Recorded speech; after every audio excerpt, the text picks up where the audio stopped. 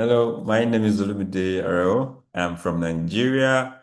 Um, I want to say it's been an exciting time for me being at this conference. I'm sorry I couldn't attend. However, here's my virtual presentation of our research. Before I move on, I must thank the organizers of the fifth biannual African Human Computer Interaction Conference in Egypt, and also being part of the Beyond Screens, the cross-disciplinary and eco-social part of this conference. I'll be presenting the hybrid solar wind system, a green energy alternative to fossil fuel generators for women entrepreneurs in northern Nigeria. I also must also recognize my co-authors, Christiana Titilope, Noreen Israel, were very, very, very instrumental for contributing to this paper. Um, Moving on, I must give a context to the project that led to this research.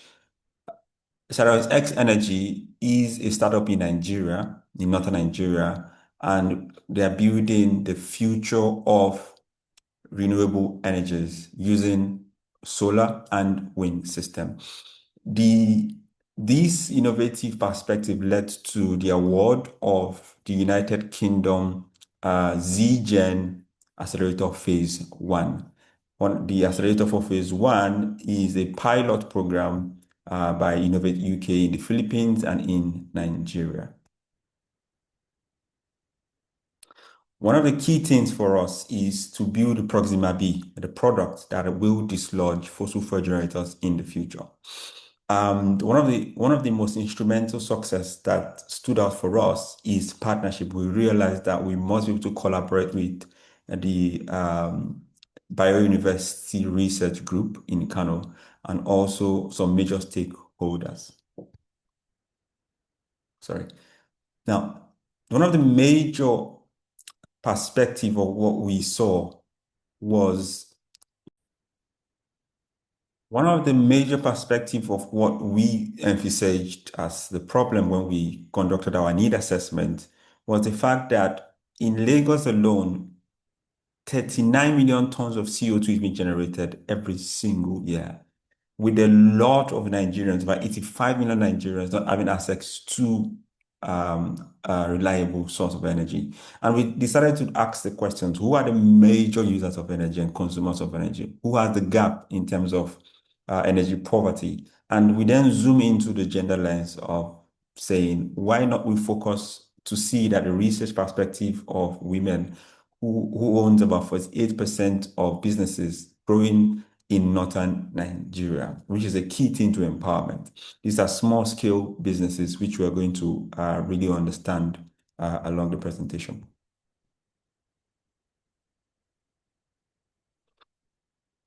The scope of the project that we started off is in the trajectory of this circle. However, we decided to blend the GESI, which is the gender and social inclusion part of the research, with the market research for commercial environment. And this led to some really, really important perspective for us and led to the research questions that we're able to frame. That how do women really lead businesses in terms of how they source their energy? And what is the national grid? Why is it still the major source of primary source or not? Or what is the awareness level of solar and wind hybrid system for women-led businesses or micro businesses? And what are the alternatives to fossil fuel generators in Nigeria? And the market research is a major part of our methodology here. And this then led us to take a good look at the work package, which is the market research. We then understand that we have to bring in the perspective of women, youth, and marginalized group. We also need to then plan the research properly. And in terms of the data collection here, we took our time to carry out a perspective of, first of all, analyzing the trends from the secondary data. And then we then partnered with SWI. SWI is Strategic Women and Youth Institute, WSWII, in partnership with the Sirius X Energy. We decided to then see the perspective of how non-for-profit stakeholder group can come in to help in this research. Along the line, we then discovered that for us to attain the results and reduce the bias, we also need to what ensure that those that we are going to be using internal research are being properly trained. This now led us to the results and the demographics of the particular data. We collected data from 3,363 individuals, and the regional representatives were all across Nigeria, Southwest Nigeria, North Central, and South Nigeria. However, there were a larger percentage, a significant large percentage from women or female groups representing 60.4% of this particular analytics, with a monthly income expenditure between 10,000 and 50,000 naira in Nigeria's currency. And this income range helped us to then strategize the strata of economic value and the home level of income of each and every single businesses which we try to capture within the analysis and the primary data collected. The range of this income is 71,000 to 500,000 naira in Nigeria's currency. This is an average of about $5 to a range of $300. The age range was between 22 years old to 46 years old, capturing a significant number of young people. The businesses that we got our data and the research focused on were in three sections: in the beauty section, agriculture section, and small manufacturing. We saw that these particular sections are those who carry out a larger percentage of economic value in terms of micro and small businesses led by women and beyond that.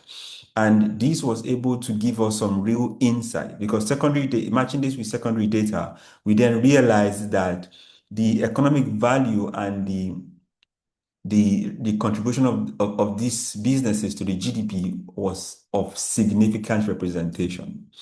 And we then further had insights to ask the question from from the respondents, that what is it that we wanted to understand the level of the adoption of renewable energy right now.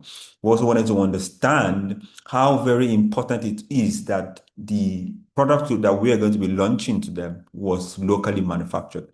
Another perspective of what we wanted to do was the willingness to pay and the likelihood of adoption.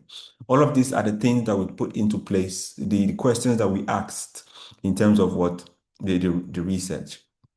We cannot rule out the angle of the sustainable development goals and the impact that we do at Sirius X Energy, because we understand that investing in women and young girls through innovation catalyzes a long-term impact.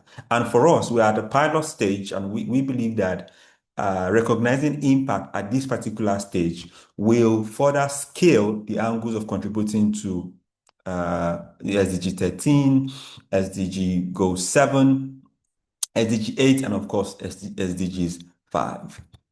Another important perspective that we did for our Gender and Social Inclusion Action Plan was to also train young people at the university level how to incorporate social skills related towards renewable energy. We try to understand their behavioral their current behavior and how that can change on the long run. So this is where the mixed methodology came in. We did use primary data, collected primary data, training our research field data collectors, ensuring that at the end of the day, they are not just collecting primary data, but also conducting interviews with university students who had businesses already going on for themselves. And we defined indicators for us that could properly help us measure our impact. And the number one indicator was the number of women in the marginalized group that we were able to reach. And number two indicator was the number of community engagement sessions that we conducted. We had webinars at the end of the day in terms of raising awareness. And the picture to the top right, which is in frame two, is the graduate of the fellowship we had done. We also had a virtual fellowship that incorporated the skills and knowledge of renewable energy to measure our impact along with the market research. And one of the things that we were able to find out in terms of the cases was to validate that the solar and wind energy system we're trying to build and the context of it in Nigeria from both a commercial aspect, a domestic aspect, and humanitarian aspect, and realize that away from the feasibility studies, we may need to carry out what practical relevant drivers for demand creation needs. And scaling the localization of manufacturing as a strategy was very, very important because the larger percentage of the respondents felt that local manufacturing was quite important for them. And of course, this meant that because we are choosing a capacity for green technology, we had to ensure that our supply chain was also green. How did we ensure that this data didn't have any bias? Number one is we had student volunteers who we were working with at the onset of the project. They were part of the vision. We then transitioned and trained them to carry out the market research using the World Bank e-learning course, Managing Successful Field Research.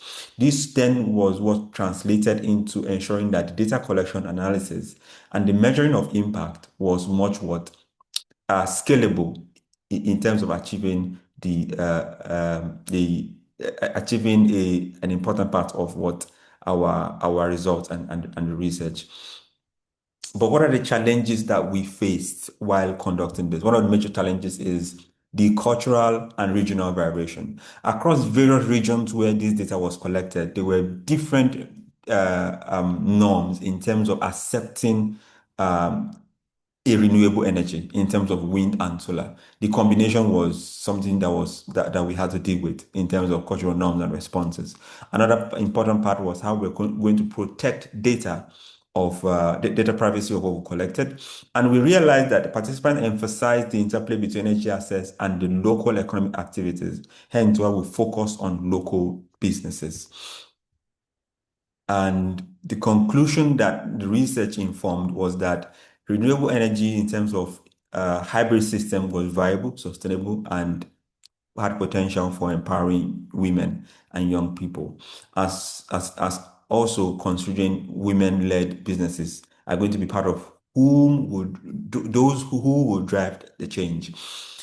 We use a lot of strategic partnership to achieve this. I believe that partnership is an important role also in terms of policy guides, which are going to be key and phenomenal in driving the transition to renewable energy. Uh, these are some of the references that we were able to explore in our literature. I want to say thank you very much for listening. It's really wonderful to be among you all. Thank you very much.